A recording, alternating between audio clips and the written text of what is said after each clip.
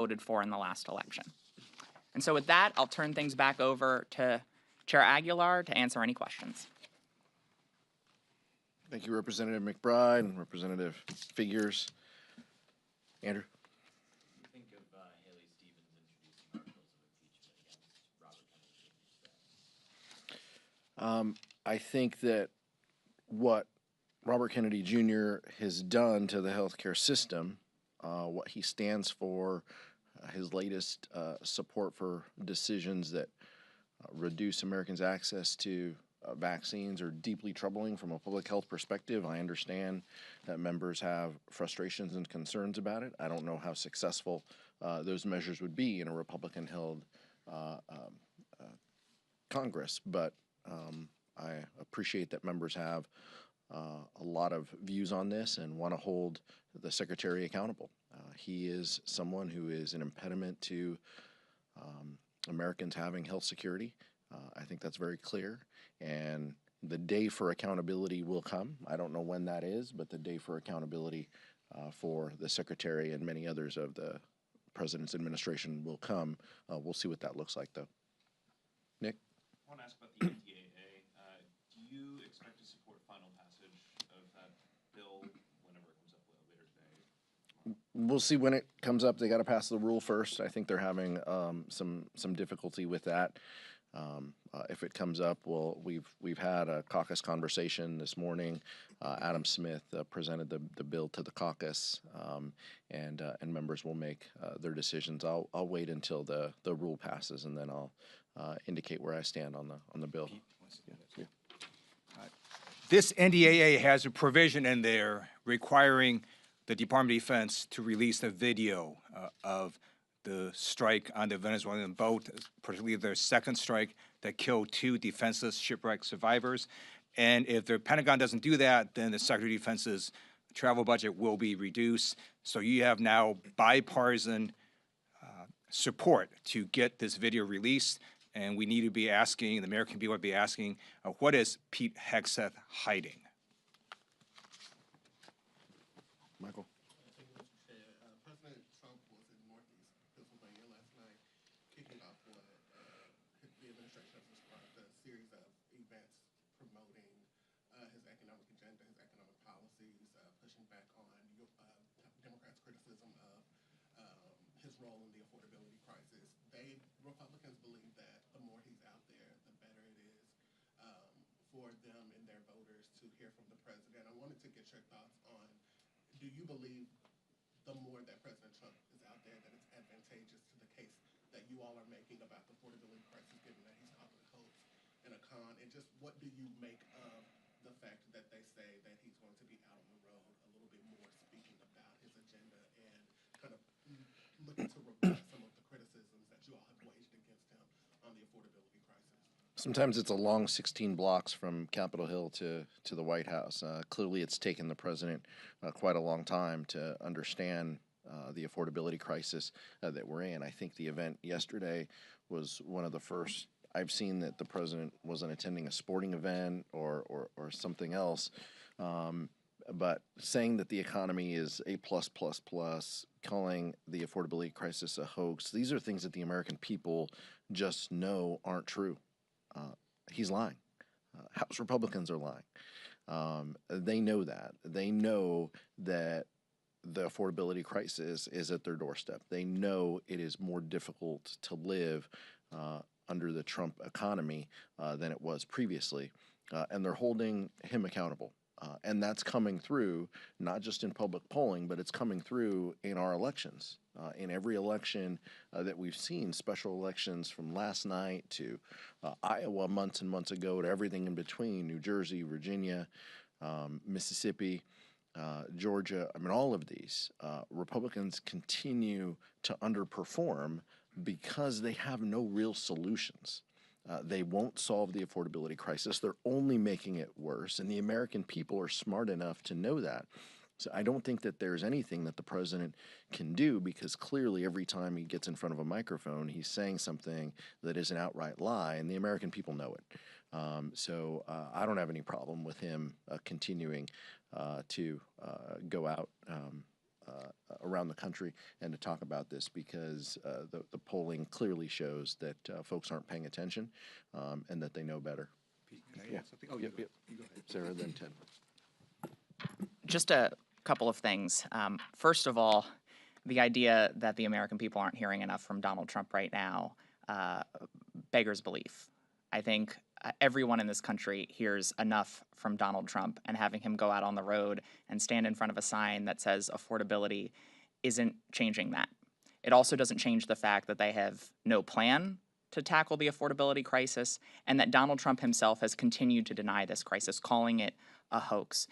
I think his handlers in the White House are making the same mistake that his handlers in Trump 1 made, which is thinking that they can put together these events and keep this president on message in the way that they want him to be on message. He is always going to speak what he believes, and what he clearly believes right now is that he's doing a great job, that prices are fine, that the economy is working well, and that everyone should just go along and get along. I strongly support President Trump going on the road. Even though he is old and weak and has trouble staying awake at cabinet meetings, I am begging the White House to please send Donald Trump to every swing House district. Many people say that Congressman David Valadao in California would love to have Donald Trump visit. Donald Trump can talk about how tariffs are helping the farmers. He could talk about how the racial profiling by ICE is helping Valadao's constituents.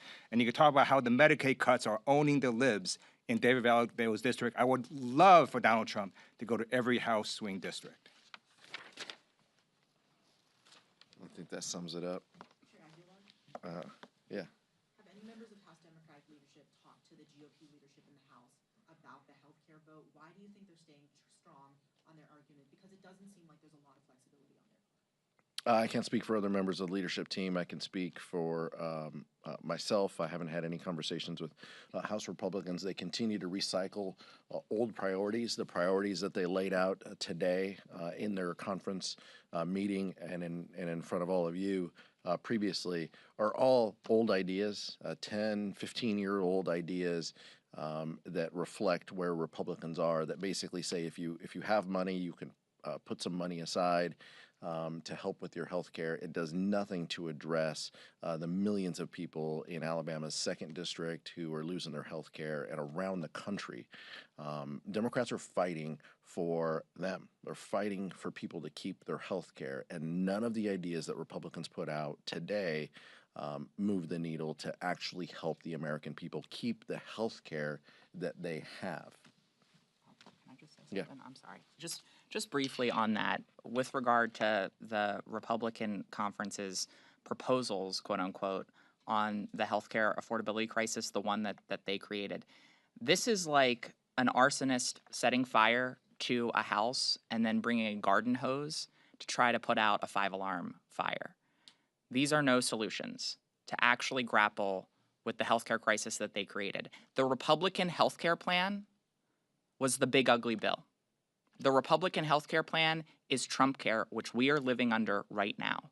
The largest cut to Medicaid in American history, a massive cut to Medicare, in action, letting the ACA tax credits expire. That is the Republican healthcare plan, and that has been the Republican healthcare plan for decades. Because every single step of the way, Republicans in Congress have tried to prevent progress in expanding access to healthcare and have tried to cut healthcare for the American people. And it certainly stands in stark contrast to our proposals, to extending the Affordable Care Act tax credit, to expanding Medicaid, to improving Medicare, and to guarantee that every single American can get health care without breaking the bank.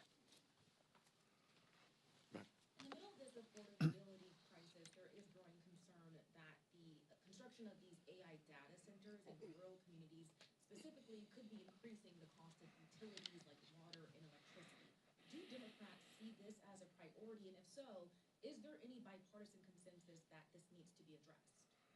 Democrats see rising utility costs under this Republican administration as a priority. We see the data. We see the numbers go up. Vice Chair Lieu, I'll let speak, is convening some stakeholders to speak with members of the Democratic caucus on these issues. We think rising utility costs are a concern for the American people.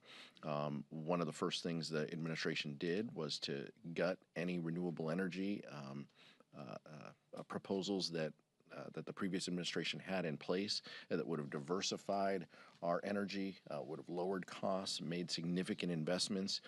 Those types of things, and his opposition to an all of the above strategy really harms the American people and is going to continue to rise their costs unless we address it. And Democrats have ideas and strategies on how to do that.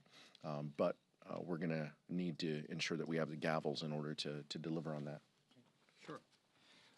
There are a number of reasons why electricity costs are surging under the Trump administration, outpacing inflation. The tariffs, for example, do increase the prices of many products, some of which these utilities do use. In addition, the Trump administration canceled a number of green energy projects, and when you reduce the supply of energy available, you're going to drive up costs. And yes, it's also true that AI data centers also do use a significant amount of electricity. And when you take this in combination, you have electric costs surging. And again, what is Donald Trump doing? He's simply rage tweeting on his social media posts and saying batshit crazy things. Speaker Johnson today said that Jasmine Crockett running for Senate is the greatest thing that happened to the Republican Party. The Republicans have tended to make, or try to make like a boogeyman of people in the Democratic Party. We saw it with Mamdani during the shutdown, and now with Crockett. Do you have a reaction to these comments that they're making? I think Speaker Johnson is trying to do anything he can to distract from the majority that he's seen, that we see dwindling, and it's like sand falling through his hands. He just can't keep a hold of it. He sees that.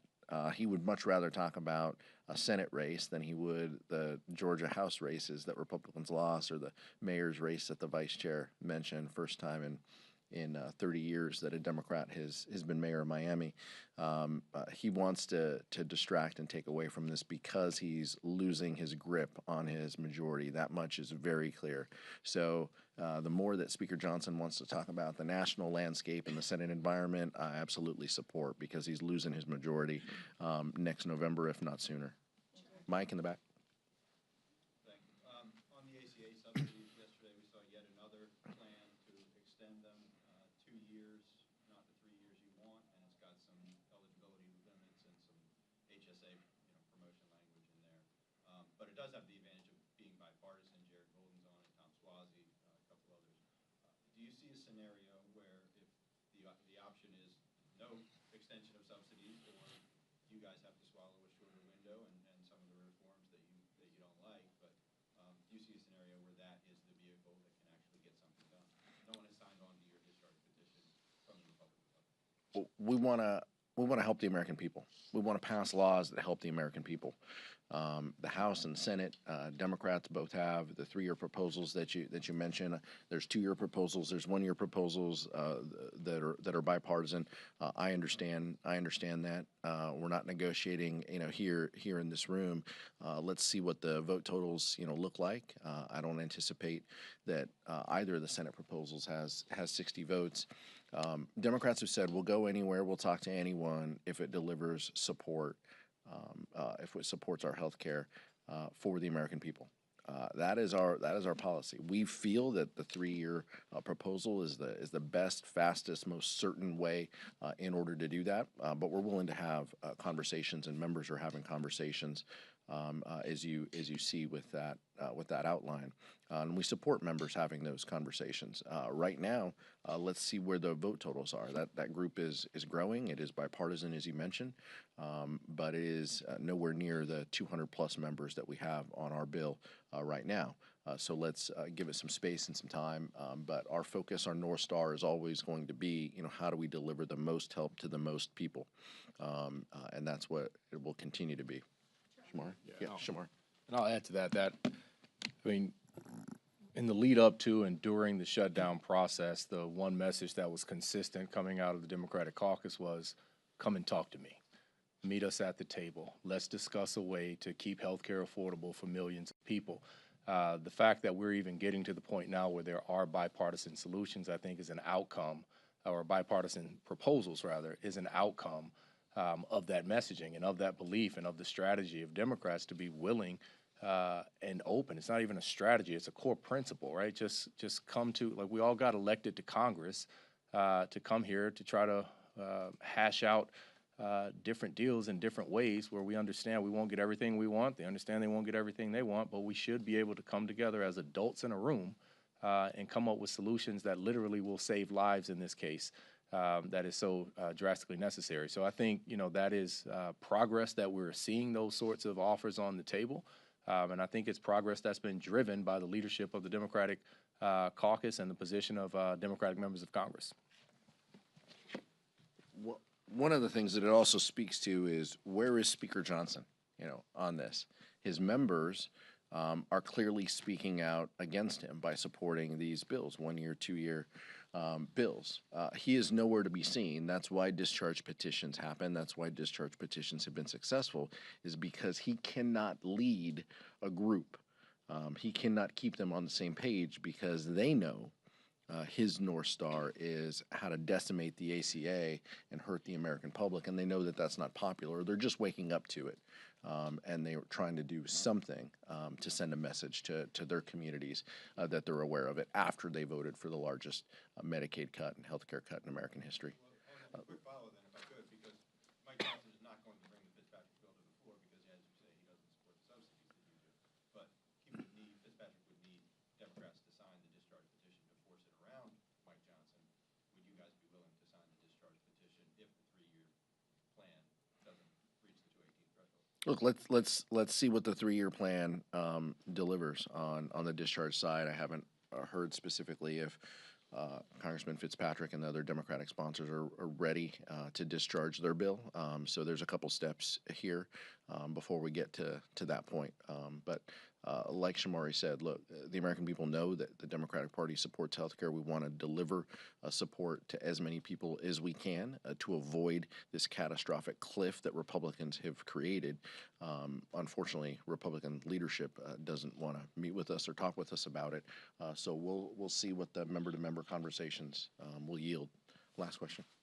On the video of the boat strike, Representative Mike Rogers announced the investigation in the Armed Services Committee has concluded. What are you expecting from this investigation? Well, the administration needs to brief all members of Congress. Some members of Congress have been briefed. I think all members need to have access to the video and to a comprehensive briefing in a classified setting, as well as whatever report is done by the House Armed Services Committee needs to be available for all members to look at and to view. As the Vice Chair said, there are some accountability measures within the NDAA and withholding parts of Secretary Hegseth's budget until the information is released. That's a good start. We need more of this information, and we need to ensure that we understand what the focus will be moving forward as well, and if there are any changes to policy that the Secretary has conveyed to his combatant commanders. Thank you so much.